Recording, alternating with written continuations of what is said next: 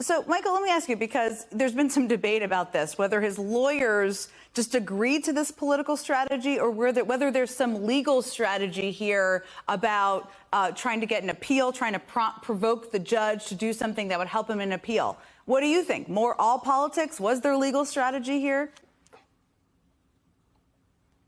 No, there is no legal strategy here, and he didn't ask the lawyers what their opinions are. He told them what he was intending to do, and again, being the sycophantic followers that they are, they just acknowledged it. Look, the second that Donald walks out, and he did it when I was there. He did it again today. He did it on his posting after Eric and Don testified. He declares victory. He's the only one. Well, of course, he and his lawyers are the only ones that see a victory based upon what? That he corroborated exactly what I had stated while I was on stand. He not only did he corroborate what I had said, he actually placed himself into the center of the scenario, acknowledging that he knew what he was doing and that he's the one that signed off on it. So how, like, Alina Habba comes down the stairs and she starts attacking me. Michael Cohen crumbled. I schooled him, right? And he's a liar, right? I mean, Michael, this is what Donald Trump tells them to do. Yeah, look, I was going to ask you about this because you've been around for so many of these meetings. Obviously, as Letitia James said, this wouldn't have happened without you. But, you know, I think a lot of people are speculating out there. Does Donald Trump know his fraudulent business practices are illegal? He sort of acknowledged a lot of knowledge today. Or do you think he actually believes that he somehow operated his business in an acceptable or an above board way? What does he think? No, I think he knows exactly. I think he knows exactly what he was doing, and he doesn't think about consequences. So when you bring up the top, oh, was he thinking legal, not legal? Yeah, he knows what's right or wrong. He just doesn't care.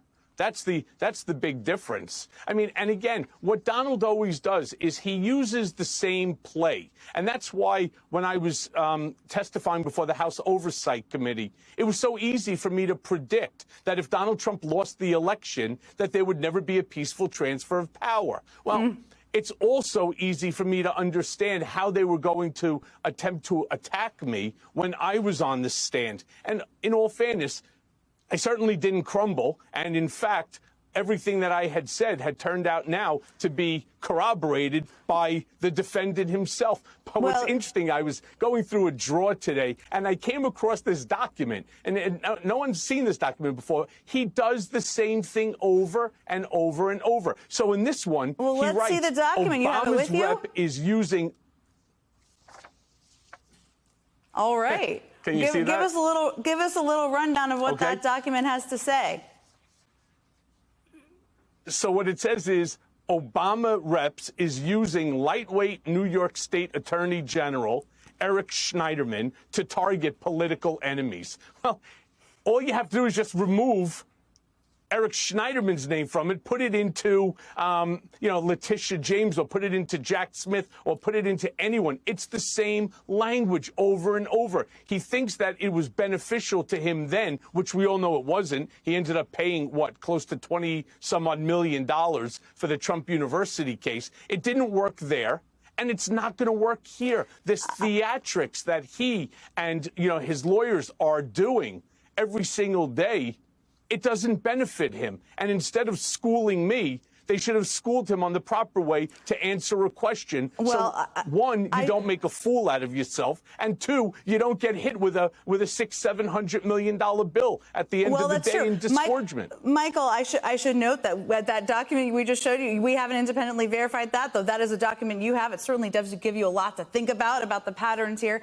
Do you think, knowing everything you know about Trump's company and his cash on hand, his liquidity, can he even afford the $250 million without selling assets? Can he even do that? That's what she's asking for, A.G. James. No. Yeah, he's going to have to sell. And remember, one of the things that they have already done is they've started the process of installing a receiver in order to handle the potential disposition. Now, what's interesting is, you may remember in Delaware, they tried to open up Trump corporation number 2. And then, of course, they were looking to try to transfer, sell, hypothecate all of the interest in the Trump Corporation assets. But Tish James foresaw what he was going to do. You see, Donald thinks everybody else is stupid without acknowledging that they're not smarter than anybody else, that he thinks he's more devious. It's just not so. What did Tish James do? She foresaw that he would do something like this, and they ended up, preventing them from doing any of the transfers or hypothecation. Michael Cohen, he does. I love that phrasing. I've used it too. He treats everybody like they're stupid. Thank you so much. You always keep things up a little spicy.